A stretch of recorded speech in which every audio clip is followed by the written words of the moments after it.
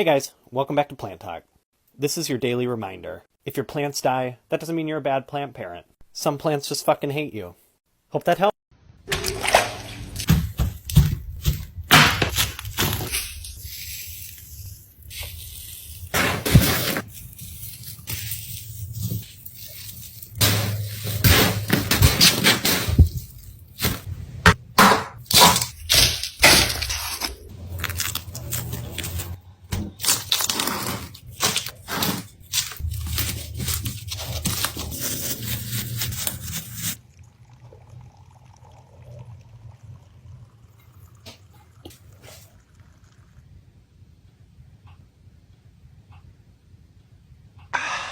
Did you know, if you got a snake plant, you can chop off a leaf, then make a V-shaped cut like this, and place it in a cup of water.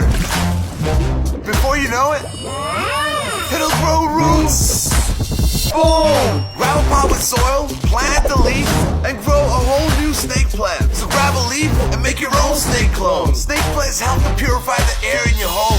So grow some. So I was convinced I was killing these, and I probably still am, but something pretty cool is happening. When I set this up, I put them in the wrong type of soil, and I knew that going into it, but I thought I'd just compensate by never watering them. They started getting wrinkly, so I googled why this would be happening, and it said they do this right before they split into a new plant. I wasn't sure this was going to happen until I noticed this, and look how cool. How to care for fiddly fig. Don't give it water before it's bone dry, or it will get brown spots and die. Don't forget to water it, or it will die. Give it lots of light, but if it's not getting enough light right now and you move it to a lighter location, it's going to die. If it's near a cold, drafty window, it will start to drop leaves and then die.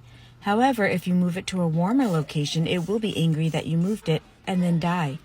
Don't breathe on it, talk about it, or look at it. But if you forget to look at it for too long, it will get spider mites and die. Every scandal has the one who heard it first. The one who lives for the drama. The one who is the least interested. The one left broken-hearted. The one who keeps secrets. The rake at the center of it all. Has this ever happened to you? You're watering from the top, trying to be really thorough, giving it a nice good soak, and it overflows. And you've got a mess. Okay, so this is actually how these are supposed to be used. These are bottom watering trays. They're not supposed to catch the water, they're supposed to hold the water. Then you set your plant in it and let it suck it up from the bottom. Let's look at some of my favorite houseplants that I own. This beauty is my all-time favorite, my philodendron giganteum. I've been growing this monstera from a cutting I took back in March, and it just makes me so happy looking at its progress. This is my philodendron gloriosum that I splurged on for my birthday, and it's finally healed from shipping damage. This ficus elastica is one of my most simple plants, but it's so clean and pretty. This is my polka dot begonia that literally won't stop growing, and I have to take cuttings at least twice a month. These are some fresh baby cuttings that I took for an upcoming video. This is my Rhaphidophora tetrasperma that also will not stop growing. This is my Alocasia elephant ear, or giant taro, and she's actually the first plant I ever had. This is a pretty shelf from Amazon with a few different ones, my Swiss cheese, Florida green, and a couple pothos. This little satin pothos is one of my new favorites. My greenhouse babies didn't get watered enough over my last trip, so they're a little yellow.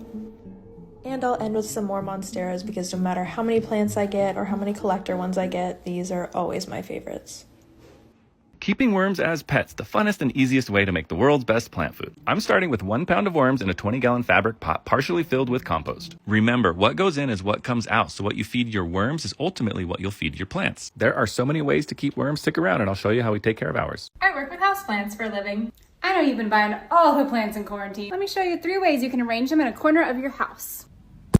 Option 1, one big, bad, beautiful, tall statement plant. Make sure you give it its best side. Here I am evaluating its best side. Option 2, you're going to take a medium-sized plant, but then we want to add some height variety. So I added a plant stand, and I like this little trio. Option 3 is going to be for someone who doesn't have any tall plants, but you're going to take the tallest plant you own, put it up on a plant stand, and then create a jungle-like effect at the bottom with different colors and textures. Do you ever get browning leaves on your houseplant? Well, I'm here to let you know what that means and what you need to do for your plant.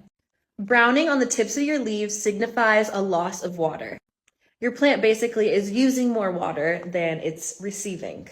This can happen if you miss too many watering days, or it can happen if you have the heat on and the air is just incredibly dry. So this is what I like to do when I have browning leaves on my plants. You can remove the whole leaf entirely, or you can take some scissors and you can just trim off the brown bit like this. It looks like somebody took a bite into your plant, but you can, work with it, make it look a little more natural, so to say, like that, just so it's not as obvious. And then you have more green on your leaf, and then you don't have the brown, because that can be kind of unappealing. To prevent browning bits on your leaves, I recommend staying on top of your watering schedule and also increasing the humidity in your space. If you would like to know what brown bits on the middle of your leaves mean, hit that follow button and I'll let you know tomorrow. Bye! If you own a snake plant and you want to know how to water it or when to water it, here's a quick and easy way that works for snake plants and all plants. Get a wooden stick, stick it down all the way into the soil, and pull it out. If soil is still attached to the wooden stick, you don't need to water your plant. If it comes out dry, water your plant. It's just like baking a cake. Follow me on TikTok for more plant care videos, and I will see you in the next one. Fellas, if you think your lady's expensive because she likes shopping and shoes, you better pray she never find crystals or plants. Here are 4 houseplants that are hard to kill. First, ZZ plants are known as the king of indestructible plants because they tolerate drought, low light, and really low humidity. Next, snake plants are great for those who forget to water, as they're super tough and can go for a month without it. If you don't get a lot of light in your home, try a pothos. These plants are nicknamed Devil's Ivy for its ability to withstand nearly pitch black conditions, as well as under and overwatering. Finally, peace lilies, noted for their spade-shaped flowers, are the best pick for those who have a tendency to overwater their plants.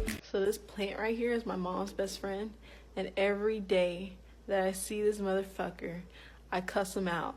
Because they say you can kill a plant by just talking bad to it. And look what happened. Look, y'all, serious, look what happened. He knocked down a picture of me and my mom. You want to learn how to rescue plants. This is how I went from this to this.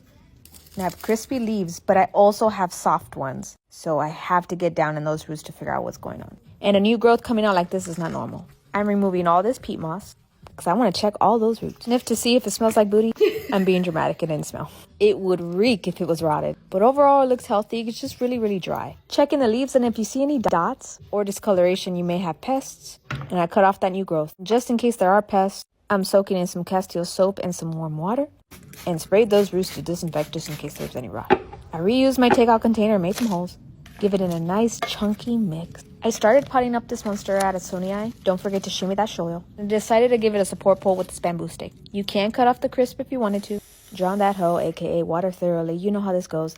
And so much better. Bye. Quick, show us your favorite plant, a low-light plant, and a pet-friendly plant.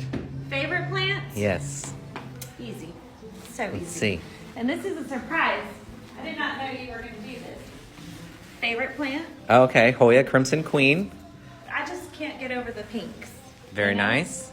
And they're all like that. Okay, quick, what's your low-light plant? Low light? Yeah, what's your favorite low-light? Shark fin, classic. Okay. Pet-friendly plant, your favorite pet-friendly plant. Easy. Non-toxic. What's it gonna be? Oh, classic. Peperomia Hard to beat the Frost. Peperomia Frost. Nice one.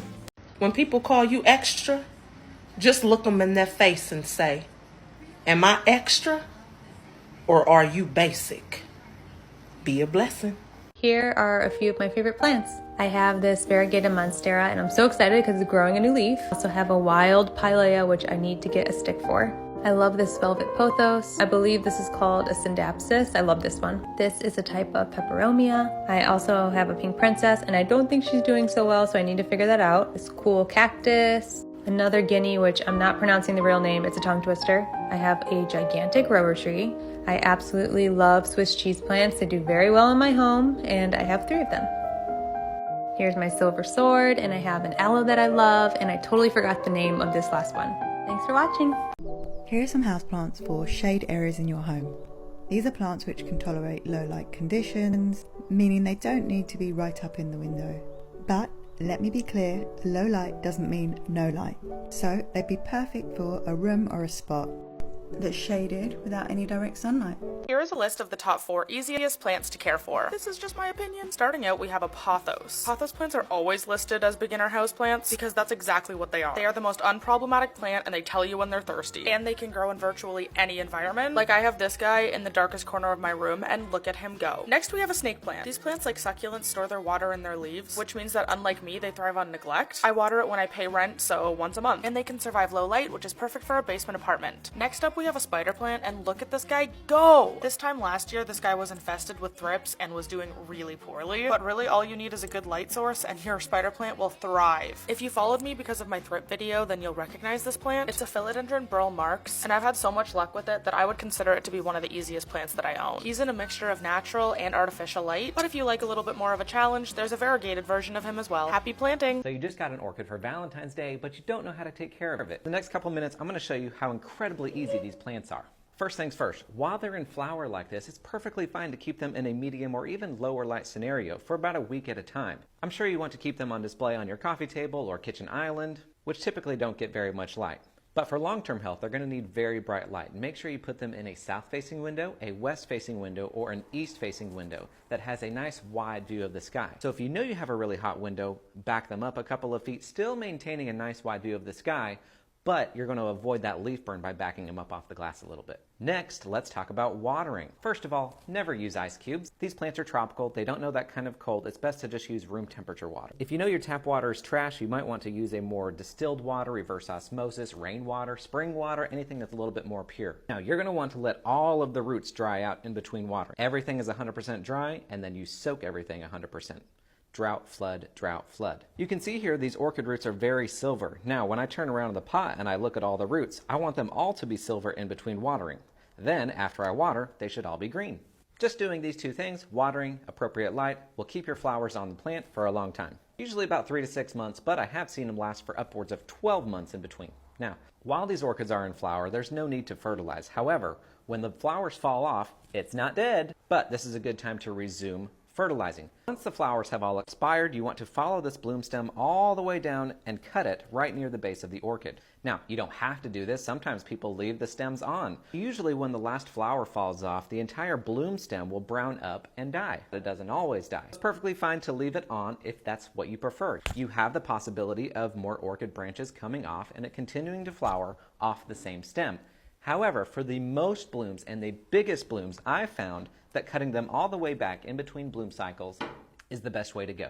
As far as repotting goes, we want to do that about every 1 to 2 years, or when the roots are coming out of the bottom drainage holes. You're only going to want to go up 1 pot size. Now, these don't use regular soil, okay? You're going to want to use orchid bark. You can use long fiber sphagnum moss, any combination of the two. You can do complete water culture, where this is sitting in water all the time. That's fantastic. You can do this in semi-hydro, where it's in leca. All of these methods of keeping orchids are perfectly acceptable. None of them are really better than the other unless you're trying to grow competition orchids. But that's going to do it for our orchid care video. Now you know how easy these are to grow, and you can enjoy them for a lifetime. Hey friends, today I thought I'd share a few houseplant tips to turn your home into your very own jungalow. First tip is if you're new to plant care, I recommend starting with a snake plant, a ZZ plant, or a pothos. All 3 of these are simple to take care of. Pothos are super simple to propagate. You just cut off a trimming, put it in water, and wait for the roots to grow. And when it comes to planters, you want to look for planters that have drainage holes, so that way you can remove the water that collects from the bottom and prevent the plant from getting root rot. When it comes to larger plants like my fiddle leaf fig tree, I definitely recommend getting a self-watering planter. This is such a game changer. It has a little water meter to tell you when you need to refill it, and it regulates how much water the plant's getting at all times. I also recommend getting indoor plant food for the growing months in a spray bottle, just to spray the plant down, give it some humidity, and wipe down the leaves to make sure it's absorbing enough sunlight. I hope you all found this helpful. If you have any questions, drop them in the comments. Do you guys remember this? Well, unfortunately, I had to throw that one away when I moved, but we're gonna do it again with this leggy Cebu Blue that I have. This thing was really neglected, so it needed some work. I chopped up each individual node, and I ended up with so many. I sorted out all of the garbage, and look what I'm left with. Putting these in the soil, I made sure to put the root down and the little growth point up. I had enough to do 3 pots of these, and I still had a ton left over. So I just threw them in this little propagation bin that I have with some sphagnum moss. The ones that still had leaves on them went in this jar of water, and the rest went in a bin for humidity. There's a sneak peek to the next project. Follow for updates. This calathea is struggling. Let's see what we can find out. Oh, it has a plug. So it does have a drainage hole. It was just plugged. So the water had nowhere to escape and the plant got root rot. So now we need to clean off all the soil. I'm gonna spray this down. I'll be right back. All right, we got it all cleaned up. You wanna see? Yeah, 3% hydrogen peroxide, not diluted, sprayed on the roots. I do not wash it off afterward. This kills that rotting bacteria, making sure it doesn't spread. That's why we do it. Now, we measure the size of the root ball. It's about 3 inches across, so I'm gonna go up to a 4 or a 5 inch pile. Got my calathea soil here. All right, here we go. Get that soil settled in around the roots, almost there. Now going forward, I'm gonna recommend this customer put the plant in bright light and water every time the topsoil dries out. She wanted it back in her pot, but I don't know. We'll see. What the heck, only $2 a plant? Why no one tell me about this before? Don't worry, I'm going to share with you the address of this place at the end of the video. But look at the amazing variety of plants. This is definitely a terrariumscaper's dream. And all the plants are so affordable. There are some of the species of ferns I've not even seen in the shops. And all you aroid and variegated lovers, succulent lovers, this is also the place for you. Just look at this beautiful variegated leaf. And also not to mention, if you're taking your partner along, there's so much nature there to entertain them while you slowly shop for the plants you're looking for. And honestly, this place doesn't even feel like Singapore. So if you want to get away on the weekend, go visit Silson Plant. 10 out of 10 will visit again. Yes, that's exactly what I do. So today is watering day and I'll bring my plants into the kitchen, put them in the sink and water thoroughly, and I mean fully saturate this until water is coming out the bottom. I don't use water straight from the tap. What I'll do is after I'm done watering, I will fill these jugs up with the tap water and let them sit out with the cap off and let the chlorine dissipate.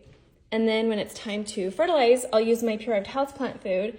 So this little bottle makes 50 gallons of fertilized water. You just use a cap full per gallon of water and then water like normal. The only way you guys can overdo watering and like get root rot is if you're watering too frequently.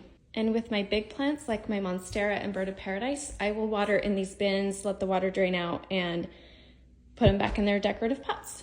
I'm almost done decorating my bedroom, and today I added this cute little hanging plant in the corner, except for she is actually not that cute. Shockingly, I didn't have any other plants that would fit in this space, so I went to check out a few different plant shops. Loved this philodendron I found, but had to stop at the sill just for formality's sake, but everything was honestly overpriced. Grabbed my go-to pizza order, buffalo chicken and a plain slice. Then I went home to repot. This is going to be her adorable new home. I got up my potting mat, which is from my brand Arana Home. I'm obsessed with this thing. It keeps all the dirt off your floor. It's small, it's cute. Amazing if you live in an apartment. Seriously, I couldn't live without this thing. I also waste so much less soil and it just rolls away. Let's see how she looks in her new home.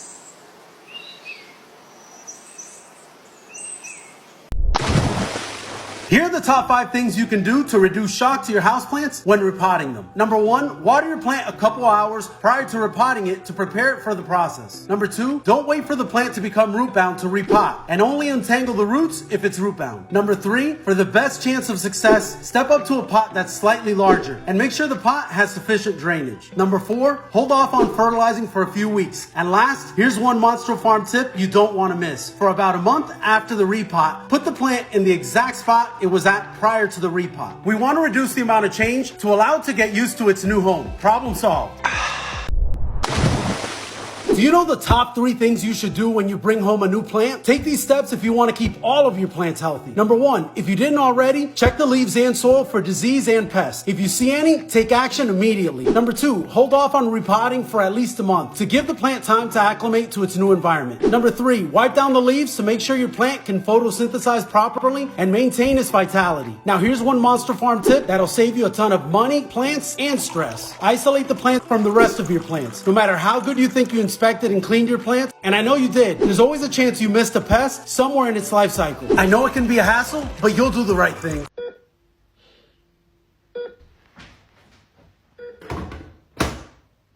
Please, water.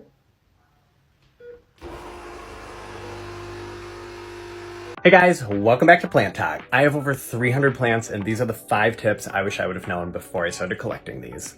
Number 1, get to know the moisture levels of your plants. Feel it, squeeze it, stick your finger in there because that's how you're not gonna overwater. It's not gonna be a schedule. Plants don't work on a schedule. As an ADHD person, I don't either. My second tip, just get a grow light. Your house probably is not that bright. I live in Minnesota in like a 1950s house. We don't have light. I have to use these because I have no natural light. I also need to use fake lights to make my plants feel like they're in a jungle. So just get a grow light, they will help so much. My third tip is be aware that certain plants bring spider mites into your house. I hate them. I hate spider mites so much.